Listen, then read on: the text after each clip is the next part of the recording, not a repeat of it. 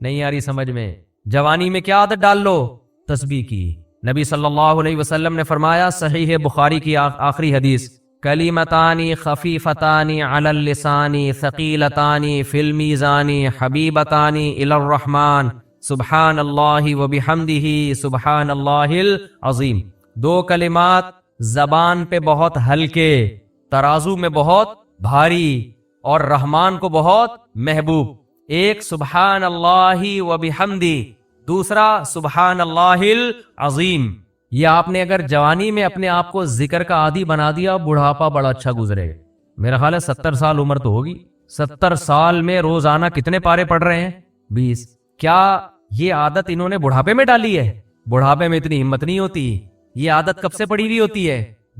جوانی میں روز 20 نہیں پڑھتے ہوں گے، 2 پڑھتے ہوں گے، 3 پڑھتے ہوں گے، لیکن جیسے جیسے عمر بڑھ رہی ہے وہ تعداد کم ہونے کے بجائے بولو وہ شوق بڑھتا چلا جا رہا ہے۔ عین ممکن ہے کچھ دنوں کے بعد یا چند سالوں کے بعد صحت اجازت نہ دے، عین ممکن ہے، لیکن شوق تلاوت کا کم ہونے کے بجائے بڑھے گا، اور اللہ اجر کس پہ لکھے گا؟ شوق پہ۔ حدیث میں آتا ہے کسی کا کوئی معمول تھا، صحت خراب ہونے کی وجہ سے معمول چھوٹ گیا تو اللہ اس کے اعمال میں وہ نیکی لکھتے رہتے ہیں۔ تو آج آپ نے اپنے آپ کو میرے بھائی اللہ کا نہ تھوڑا تھوڑا اللہ کا ذکر کی عادت ڈالو۔ میں نہیں کہہ رہا آپ سے زیادہ نہیں ہوتا تو وحشت نہ تھوڑا کر لو۔ آج تھوڑا کرو گے، کل اس تھوڑے میں ایسی لذت ہوگی کہ اللہ اس مقدار کو بڑھا دے گا۔ حدیث میں آتا ہے سبحان اللہ والحمد للہ ولا الہ الا اللہ واللہ اکبر، یہ کلمات احب الی اللہ مما طلعت الشمس او کما قال صلی اللہ علیہ وسلم۔ سورج جن چیزوں پہ طلوع ہوتا ہے، ظاہر ہے سورج تو پوری دنیا پہ طلوع ہوتا ہے، ان تمام چیزوں میں اللہ کو سب سے زیادہ محبوب یہ کلمات ہے۔ اور دیکھو اس میں اللہ کا کوئی فائدہ نہیں ہے، اللہ کی آپ حمد و ثنا کریں، اللہ کا کوئی فائدہ نہیں ہے۔ اللہ یہ چاہتے ہیں میرے بندے اپنی زبان سے میرا نام لیا کریں، اللہ کو اس بات کی خوشی ہوتی ہے۔ ہمارے حضرت ایک شعر پڑھا کرتے تھے، یہ جو اہل اللہ ہوتے ہیں نا ان کو ذکر کی بڑی عادت پڑ جاتی ہے، بار بار اللہ کا نام لیتے لیتے نا، شروع میں تو انسان کو عادت نہیں ہوتی، جب نام لیتا ہے بار بار ذکر، تو پھر اس کا ٹائم اللہ کے ذکر کے بغیر پاس نہیں ہوتا، پھر اس کو ایک کمی محسوس ہوتی ہے۔ کسی کو چائے کی عادت پڑ جائے، چرس کی عادت پڑ جائے، سگریٹ کی عادت پڑ جائے، نہیں ملے تو تڑپتا ہے نا۔ تو جس کو ذکر کی عادت پڑتی ہے نا، اس کو جب ذکر کا ٹائم نہ ملے تو اس کا دل پریشان ہوتا ہے، اس کو اللہ کے نام میں ایک چسکا آنے لگتا ہے۔ لیکن یہ پہلے دن نہیں ہوگا، عادت ڈالنی پڑے گی۔ تو روز آنا اس کا معمول بنا لیں، 100 دفعہ صبح 100 دفعہ شام تسبیح کا معمول بنا لیں۔ اس سے کیا ہوگا؟ ابھی شاید دل نہ لگے آپ کا، لیکن جیسے جیسے عمر بڑھے گی اللہ کے نام کا چسکا لگنا شروع ہو جائے، بڑھاپا بہت اچھا گزرے گا، اللہ کو یاد کر کے گزرے۔ کھوپڑی شریف میں بات آ رہی ہے کہ نہیں آئی؟ اور اگر ہر وقت دنیا کے تذکرے کرتے رہے نا، ہر وقت ویڈیو گیم لے کے بیٹھے ہیں، پب جی کھیل رہے ہیں، سانپ والا تو سانپ والا ختم ہو گیا، اب آ رہا ہے سانپ والا، نوکیا میں آتا تھا سانپ لمبا ہوتا جا رہا ہے، اس کو پتہ نہیں فضول ٹائم ویسٹ کر رہے ہو۔ ہم پریشان ہوتے ہیں یار، ہمارے پاس کاموں کو نمٹانے کا ٹائم نہیں ملتا، ہم تو چاہ رہے کاش یہ دن 24 گھنٹے کے بجائے 48 گھنٹے کا ہو جائے۔ اور لوگ کیا کر رہے ہیں کہ وہ باقاعدہ ارادہ کر کے ضائع کر رہے ہیں ٹائم۔ ہمارے تو کام نہیں نمٹتے، جب ہم رات کو سونے کے لیے لیٹتے ہیں تو کہتے ہیں یار آج کا دن بھی گزر گیا اور کام ویسے کے ویسے ہی، اور ادھر باقاعدہ ارادہ کر کے جو ہے نا ٹائم ضائع کیا جا رہا ہے کہ چلو ٹائم ویسٹ کرتے ہیں۔ ایسی چیز میں ٹائم گزر جائے نا جو ذہنی تفریح کا ذریعہ بنے تو بھی ٹھیک ہے، گپ شپ لگا لو دوستوں کے ساتھ بیٹھ کر، یہ کیا ہے یار دماغ کو خام خواہ تھکا رہے ہو بیٹھ کے۔ تو اگر پب جی کھیلنے کی عادت ڈال لی تو جاؤ گوروں کا بڑھاپا دیکھو، اولڈ ہاؤس میں بڑھاپے میں سنوکر کھیلتے ہیں، کیرم بورڈ کھیلتے ہیں، لڈو کا نہیں مجھے پتا، یہ چیزیں کھیل رہے ہوتے ہیں بڑھاپے میں۔ اور ہمارا بوڑھا بڑھاپے میں ایک ایک دن میں 20 پارے ختم کر رہا ہے، سمجھتے ہو کہ نہیں؟ وہ نماز میں دل بہلا رہا ہے، وہ تہجد میں اس کا ٹائم گزر رہا ہے۔ بھائی ویڈیو نہ بنائے، لکھا ہوا ہے نا۔ تو یہ کیسی عجیب بات ہے، آپ جائیں وہاں۔ ایک صاحب نے مجھے کہا کہ میں نے یورپ میں بڈھی عورتوں کو دیکھا، بڈھی عورتیں 5-6 بڈھی عورتیں بیٹھی ہوئی اور جوا کھیل رہی ہیں، تاش کھیل رہی ہیں۔ کہہ رہے مجھے یاد آیا یار ایک ہماری بوڑھی ہیں، ہماری بوڑھی عورتیں مصلے پہ بیٹھی ہوتی ہیں، اللہ اللہ کر رہی ہوتی ہیں، آخری وقت اللہ کا نام لے کے گزار رہی ہوتی ہیں، اور ایک ہی بڑھیاں ہیں اور کیا کھیل رہی ہیں؟ تاش کے پتے۔ اچھا لگتے ہیں بڑھاپے میں یہ؟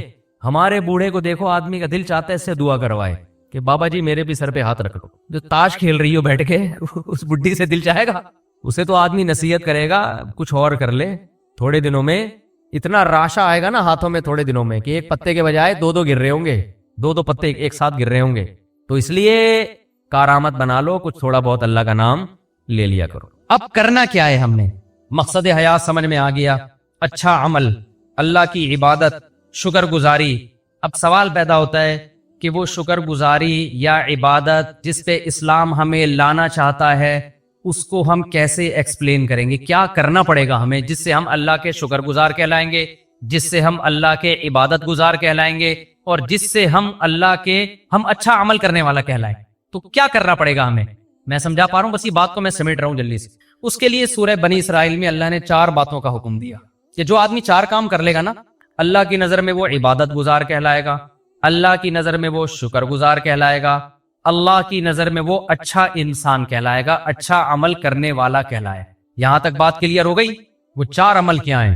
سب سے پہلا دیکھو، یہ اچھے عمل کا مطلب نہیں ہے کہ آپ CA کرنا چھوڑ دیں. میری تقریر کا یہ ہرگز مطلب نہ سمجھیں کہ آپ اپنے بچوں کی بالکل بھی ٹینشن لینا چھوڑ دیں اور اسکولوں سے نکال کے ان کو ٹماٹر بیچنے پہ لگا دیں. ایسا نہ ہو میرے بیان کے بعد کوئی بچہ او لیول کر رہا ہو، ابا کہے بیٹا دنیا مسافر خانہ ہے، ٹماٹر بیچ. ٹینشن تو لینی نہیں ہے. میں بلا وجہ 9 سال تک ٹینشن لیتا رہا، او لیول کی فیسیں بھرتا رہا، اور تجھے چارٹرڈ اکاؤنٹنٹ بنانے کی اور کمپیوٹر کا سافٹ ویئر انجینئر بنانے کی اور امریکہ بھیجنے کی اور تاجر بنانے کی، اور اسکول آج پتا چلا دنیا کیا ہے؟ مسافر خانہ. لہذا یہ ریڑھی لے اور ٹماٹر بیچ. بچہ کہے گا جب مسافر خانہ ہے تو ٹماٹر بیچنے کی بھی کیا ضرورت ہے؟ کیونکہ آج کے بچے بہت ہوشیار ہیں، وہ آپ سے ایک قدم آگے جائیں. وہ کہیں گے ابا پھر ٹماٹر بیچنے کی بھی تکلف کی کیا ضرورت؟ بیٹھ جاتے ہیں کسی درگاہ پہ جا کے، کچھ نہ کچھ لنگر بٹ رہا ہوتا ہے نا، تو ہمیں بھی مل جائے گا. مسافر خانہ ہے نا. وہ ایک آدمی نے اشتہار دیا کہ ایک ویکینسی ہے، ملازمت ہے، تو اس میں تنخواہ تو نہیں ہوگی لیکن 2 ٹائم کا کھانا فری ہوگا. 2 ٹائم کا کھانا کیا ہوگا؟ فری ہوگا. بندہ چلا گیا، بے روزگار بہت ہیں بیچارے، انہوں نے کہا چلو تنخواہ نہیں ہوگی 2 ٹائم کا کھانا تو ملے گا. تو پوچھا جی کام کیا ہے؟ اس نے کہا داتا دربار سے جا کے نا لنگر بٹرا ہوتا ہے، 2 بریانی کی شاپریں لے کر آنی ہے، ایک خود کھائے گا ایک میں کھاؤں گا. لنگر بٹرا ہوتا ہے، 2 بریانی کی شاپریں، 2 صبح اور 2 رات کی، تو ایک تو کھائے گا ایک میں کھاؤں گا، تو 2 وقت کا کھانا کیا ہو گیا؟ اس نے کہا میں خود ہی وہاں جا کے نہیں کھا لوں پھر بیٹھ کے. یہ مائنڈ ہے، یہ ہے بزنس مائنڈ. اس کو یوٹیوبرز کیا کہتے ہیں آج کل نا؟ یوٹیوب پہ یہ بزنس کے، اور ایک مہینے میں 1 کروڑ روپے کمائیں، 1 لاکھ روپے کمائیں، آدمی ایک دم اٹریکٹ ہوتا بے یار. پتا چلتا ہے یہ تمہیں یہ بھی 10,000 روپے کما رہا ہے اس ویڈیو بنا کے. اس پہ ایڈ چلتے ہیں جس سے اس کی 10,000 آمدن ہوتی ہے، اور تمہیں 1 لاکھ کی ترغیبیں دے رہا ہے. تمہیں کس کی ترغیبیں دے رہا ہے؟ اس لیے اتنا زیادہ ان لوگوں کو فری کرانے کی ضرورت نہیں ہے. ایسا لوگ ڈپریشن میں جا رہے ہیں نا. مسقط میں ایک صاحب ہیں، وہ روزانہ ہر تھوڑے دن کے بعد مسقط میں یہ کر لو، مسقط میں نے مسقط میں رابطہ کیا، میں نے کہا یہ تاجر آدمی ہے، یہ بڑے، اس نے کہا یہ بیچارہ بالکل فارغ ہو گیا ہے، اس کو کوئی سن نہیں رہا، تو اس نے سوچا پیسے کمانے کا یہی طریقہ ہے. پاکستان میں تو اب لوگ مایوس ہوئے ہیں، تو مسقط میں یہ، انہوں نے کہا ہم مسقط میں رہتے ہیں، کچھ بھی نہیں ہے ایسا ہے، لیکن یہ نہیں بتائے گا، آپ خود جاؤ تحقیق کرو تو پھر پتہ چلے گا آپ. تو اب آپ نے دنیا کو سمجھ لیا مسافر خانہ. جی مفتی صاحب نے کہا ہم آخرت کے لیے پیدا ہوئے ہیں، اور یہ both are made for each other بھی نہیں ہے، اور ابا کے لیے بھی نہیں بنے، اماں کے لیے بھی نہیں بنے، بچوں کے لیے بھی نہیں بنے. تو اس سے تو رہبانیت آئے گی نا، رہبانیت، دنیا کو لات مارنا آئے گا. پھر ہم تو ترقی میں اور پیچھے رہ جائیں گے. کیا خیال ہے؟ گورا تو پھر ہمیں اور غلام بنا لے گا. تو ہم اللہ کی عبادت تو بعد میں ہوگی، پہلے کس کی عبادت شروع ہو جائے گی؟ گورے کی، جو کر رہے ہیں ہم بھیکاری کیوں ہیں؟ سائنس ٹیکنالوجی میں اگر ہم آگے ہوتے تو بھیکاری ہوتے؟ تو اسلام کسی ایسی بات کا حکم دے سکتا ہے جس سے آپ اور بھیکاری بن جاؤ؟ کیا خیال ہے؟ اکاؤنٹنگ کا علم تو اسلام نے سکھایا سب سے پہلے. سورہ بقرہ کی سب سے لمبی آیت اکاؤنٹنگ کی فضیلت میں نازل ہوئی ہے. قرآن کی سب سے لمبی آیت، سورہ بقرہ کی بھی نہیں، پورے قرآن، جس میں اللہ نے معاملات کی لکھت پڑھت کا حکم دیا ہے تاکہ جھگڑا نہ ہو. تو چارٹرڈ اکاؤنٹنٹ یہی تو کرتا ہے کہ جھگڑے سے بچاتا ہے. کیا خیال ہے بھائی جان؟ تبھی اکاؤنٹنگ کے علم کی بنیاد سب سے پہلے مسلمانوں نے رکھی ہے. گوروں نے مسلمانوں سے لیا یہ علم. تو مسافر خانے کا یہ قطعاً مطلب نہیں ہے کہ آپ سب بچوں کو کس پہ لگا دیں؟ ٹماٹر بیچنے پہ لگا دیں. پھر مسافر خانے کا مطلب کیا ہے؟ وہ اللہ نے بتایا ہے 4 شرطیں پوری کر لو تو عبادت گزار بھی کہلاؤ گے، 4 شرطیں پوری کر لو تو شکر گزار بھی کہلاؤ گے، 4 شرطیں پوری کر لو تو اچھا عمل کرنے والا بھی کہلاؤ گے، اور پھر میری طرف سے دنیا میں بھی کامیابی اور آخرت میں بھی. وہ 4 شرطیں کیا ہیں؟ سورہ بنی اسرائیل میں وَمَنْ أَرَادَ الْآخِرَةَ، یہ 4 شرطیں گورے میں نہیں پائی جاتی. یہ 4 شرطیں گورے میں نہیں پائی جاتی. جب آپ میں یہ 4 شرطیں پائی جائیں گی تو آپ گورے سے آگے نکل جاؤ گے. سمجھتے ہو؟ پیچھے نہیں رہو گے آپ، بلکہ کیا ہو جاؤ گے آپ آگے نکل جاؤ گے. پہلی شرط وَمَنْ أَرَادَ الْآخِرَةَ، ہر کام میں ارادہ آخرت کا ہونا چاہیے، دنیا کا نہیں ہونا چاہیے. وہ جو ڈرامہ ہم نے بچپن میں، ڈرامے دیکھنا صحیح نہیں ہے، بچپن کی بات کر رہا ہوں میں، اس وقت کے ڈرامے ایسے ہوتے تھے کہ آدمی غیر مسلم ڈرامہ دیکھ کے مسلمان ہو جاتا تھا، لڑکیاں شرعی پردہ کر لیتی تھیں ڈرامہ دیکھ کر، ایسے ایسے زاولک کا دور تھا نا، تو وہ دوپٹے میں، ہیروئن بھی دوپٹے میں آتی تھی، ٹھیک ہے، اور جو ہیرو ہوتا تھا سرسوں کا تیل لگا کے آتا تھا سائڈ کی مانگ نکال کے، وہ ہیرو زیادہ شریف لگ رہا ہوتا تھا اپنے بچے سے، آپ کہتے تھے اس ہیرو سے ہی سیکھ لے تو کچھ، تو وہ ڈرامے وہ بھی جائز نہیں تھے، لیکن ایک مثال دے رہا ہوں میں، وہ بچپن میں کوئی سبق آموز چیز مل گئی۔ تو اب مجھے ایک بات بتاؤ، قرآن کہتا ہے وہ جو پائلٹ بننے کے لیے گیا تھا اور کیلے کے چھلکے پہ پھسل گیا اور ہڈی ٹوٹ گئی اور پائلٹ نہ بن سکا، وہ ناکام تھا نا، ڈرامے میں تو یہی دکھائیے، یہ ناکام ہو گیا ایک آدمی کی مسٹیک کی وجہ سے، لیکن اگر وہ قرآن کی شرط پہ عمل کرتا، ومن اراد الآخرہ، جو بھی عمل اس میں نیت کیا ہو آخرت کی، تو وہ پھسلنے سے ناکام نہیں ہوتا، اللہ قیامت میں اس کا شمار پائلٹ میں اٹھاتے، اور اللہ کہتے یہ وطن کے دفاع کے لیے، مجھے راضی کرنے کے لیے جہاز اڑانا سیکھ رہا تھا، اگر یہ اپنے مقصد میں کامیاب ہو گیا تو بھی کامیاب، نہیں ہو گیا تو اس کا شمار مجاہدین میں لکھ لیا گیا۔ نبی صلی اللہ علیہ وسلم نے فرمایا ارمو بنی اسرائیل ارمو فإن اباکم کان رامیا، صحابہ سے فرمایا تیر اندازی سیکھو، اس لیے کہ تمہارے باپ اسماعیل تیر انداز تھے، تو ہمارے نبی نے تو ہمیں دفاع کا حکم دیا ہے۔ آپ صلی اللہ علیہ وسلم نے فرمایا الخیل معقود فی نواصیھا الخیر الی یوم القیامہ، گھوڑے کو نبی نے عزت دی اس لیے کہ اس پہ جہاد ہوتا ہے۔ آپ صلی اللہ علیہ وسلم نے تیر اندازی کی فضیلت بیان کی، نشانہ بازی کی، قرآن میں آتا ہے اعدوا لهم ما استطعتم من قوہ، دشمن اسلام کے خلاف جتنی طاقت اکٹھی کر سکتے ہو کرو۔ نبی نے فرمایا الا ان القوۃ الرمی، فرمایا طاقت سے اللہ کی مراد ہے پھینکنے کی صلاحیت بڑھاؤ، اپنی تیر کی صلاحیت، تو جہاز بھی تو بم پھینکتا ہے نا لے جا کے، سمجھ میں نہیں آ رہی میرا خیال بات؟ ترہبون بہ عدو اللہ وعدوکم، اللہ کہتے ہیں اپنے آپ کو اتنا مضبوط کر لو کہ اپنے اور اللہ کے دشمنوں کو اس سے ڈراؤ تم۔ تو اگر ہمارے پاس پائلٹ ہی مارکیٹ سے شارٹ ہو جائیں تو ہم ڈرا سکیں گے دشمنوں کو؟ ہمارے سارے پائلٹ نکل گئے اللہ اللہ کرنے کے لیے نا، کہ جی ٹماٹر بیچوں گا، مفتی صاحب نے بیان کیا دنیا مسافر خانہ ہے، لہذا ہم کیا کریں گے، اب ٹماٹر بیچیں گے، اب ہم پائلٹ بھی نہیں بنیں گے، اب ہم ٹماٹر بیچیں گے، تو ہماری ایئر فورس کی ایسی کی تیس، اب جب انڈیا آئے گا حملہ کرنے کے لیے تو ٹماٹر پھینکیں گے نا ہم جہازوں پہ، اور ہمارے پاس تو ٹماٹر ہی ہوں گے، کیا خیال ہے؟ لہذا آپ پائلٹ بننے کو ہدف بناؤ بھائی، ہمیں ضرورت ہے اچھے پائلٹوں کی، راشد مہناز جیسے پائلٹوں کی۔ راشد مہناز کا ہدف اگر پائلٹ برائے پائلٹ ہوتا تو خدا کی قسم وہ ملک کے دفاع کے لیے جہاز کو نیچے نہیں گراتا، وہ کیونکہ اس کا مستقبل تباہ ہو رہا تھا اس میں، جو بظاہر ہو گیا۔ آپ نشان حیدر دو، اس سے راشد مہناز کو کیا فائدہ ہو رہا ہے؟ باقیوں کو تو موٹیویشن مل رہی ہے، لیکن راشد مہناز کو فائدہ آخرت کا ہو رہا ہے۔ اگر اس نے یہ کام کس کے لیے کیا؟ اللہ کے لیے کیا، دنیا کے لیے نہیں کیا اس نے۔ سمجھ میں آ رہی ہے بات کہ نہیں آ رہی ہے؟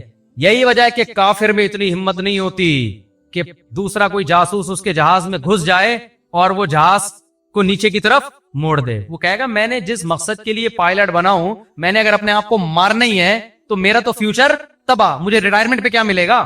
یا تو کوئی سرفرا یہ کام کرے گا، یا پھر وہ یہ کام کرے گا جس کے نظر میں کیا ہے، بولو آخرت۔ تو آپ بچوں کو پائلٹ بھی بناؤ بھائی، آپ چارٹرڈ اکاؤنٹنٹ بھی بناؤ، تاکہ دھاندلی نہ ہو ملک کے اندر، تاکہ لوگ ایک دوسرے کا مال غلط حساب و کتاب کر کے کھائیں نہیں۔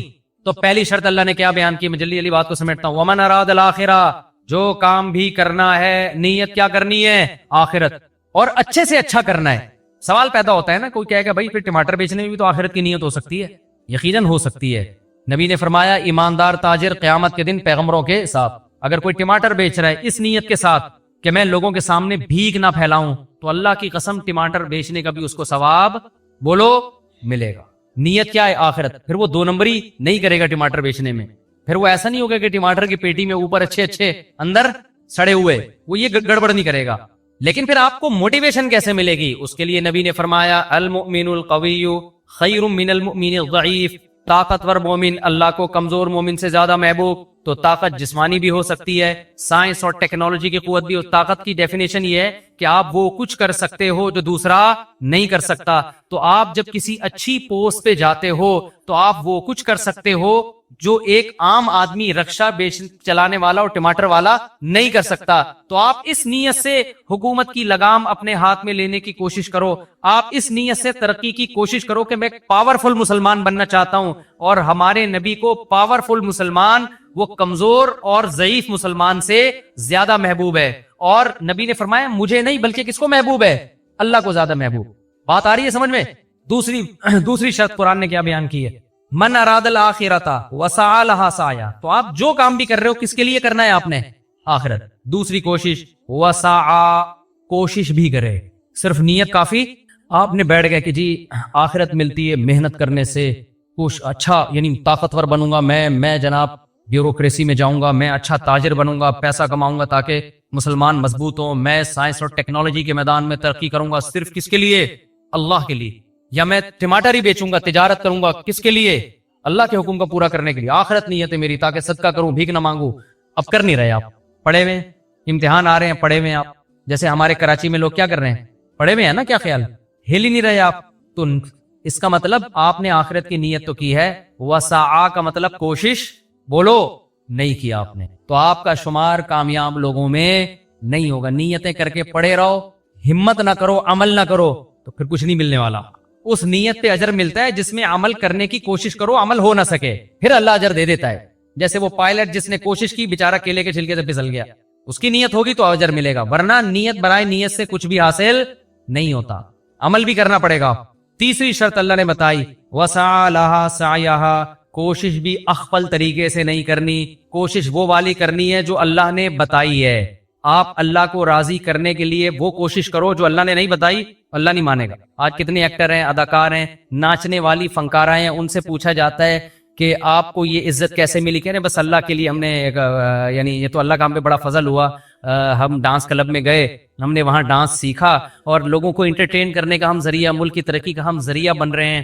اور ایکچولی یعنی نیت ہو سکتا ہے وہ بھی آخرت کی کر رہی ہو کہ لوگ خوش ہوں گے، ڈپریشن ختم ہوگی، اور جناب لوگ ایک انٹرٹین ہوں گے اور ڈپریشن سے نجات ملے گی اور خوشیاں ملیں گی لوگوں کو ہمارے ناچ گانے دیکھ کر۔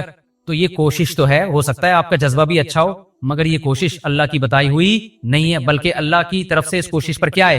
پابندی۔ آپ نے دیکھا ایک آدمی ٹینشن کا مریض ہے، آپ نے چرس کی پڑیا پکڑا دی، اس کو ذرا سٹا لگا تو بالکل ٹھیک ہو جائے گا، ٹھیک ہو بھی گیا، آپ کی نیت بھی اچھی تھی، انسانیت کی خدمت، لیکن اس سٹے پہ آپ کو ثواب بولتے کیوں نہیں ملے؟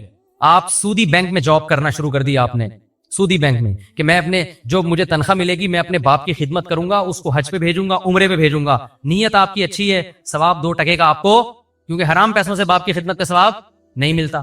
سمجھ رہے ہو؟ آپ نے رشوت لے کے آپ نے کہا مسجد بناؤں گا، میں نے رشوت آج شراب کباب میں اڑا دی، آج مجھے اللہ نے ہدایت دی ہے، میں ان رشوت کے پیسوں سے مسجد بناؤں گا، اللہ اس رشوت کے پیسوں سے مسجد کو قبول نہیں کرتے۔ تو کوشش وہ کرنی ہے جو اللہ نے بتائی ہے۔ ربیع الاول میں آپ نے کنٹینر لا کے روڈ بلاک کر دیا اور جھنڈیاں لگا کے آپ ناچ رہے ہیں ہمارے نبی کی جشن آمد رسول، لوگوں کی گاڑیاں پھنس رہی ہیں، لوگ آفس نہیں پہنچ پا رہے، اس کوشش پہ آپ کی نیت اچھی ہو سکتی ہے، ثواب آپ کو نہیں ملے گا، کیونکہ ہمارے نبی تو تہجد کے لیے اٹھتے تھے نا، تو اس کی کوشش کرتے تھے کہ گھر والوں کی آنکھ نہ کھلے گئی، وہ ڈسٹرب نہ ہو، سلام کرتے تھے رات کو اگر گھر میں آ رہے ہیں اتنی آہستہ سے کہ جو سو رہا ہے وہ اٹھے نہیں، جاگ رہا ہے وہ جواب دے دے۔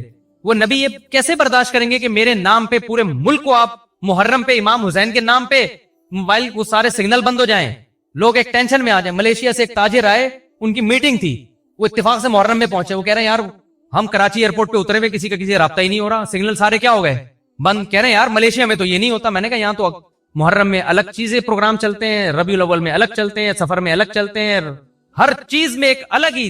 نبی نے فرمایا جو راستے سے تکلیف دہ چیز نہیں اٹھاتا وہ مومن نہیں ہے، تو جو راستے میں کنٹینر پھینک کے روڈ بلاک کرتا ہے وہ کہاں سے مومن ہو گیا؟ ایک کانٹے سے تکلیف زیادہ ہوتی ہے، ایک کنٹینر سے ہوتی ہے۔ ہمارے پیغمبر نے حکم دیا، بخاری مسلم کی حدیث ہے کہ راستے میں کانٹا پڑا ہوا ہے نا، آپ گزر کے نہیں اٹھا رہے، آپ ایمان کے آخری درجے پہ بھی نہیں ہو، جو کانٹا پھینک رہا ہے وہ کیسے ہوگا؟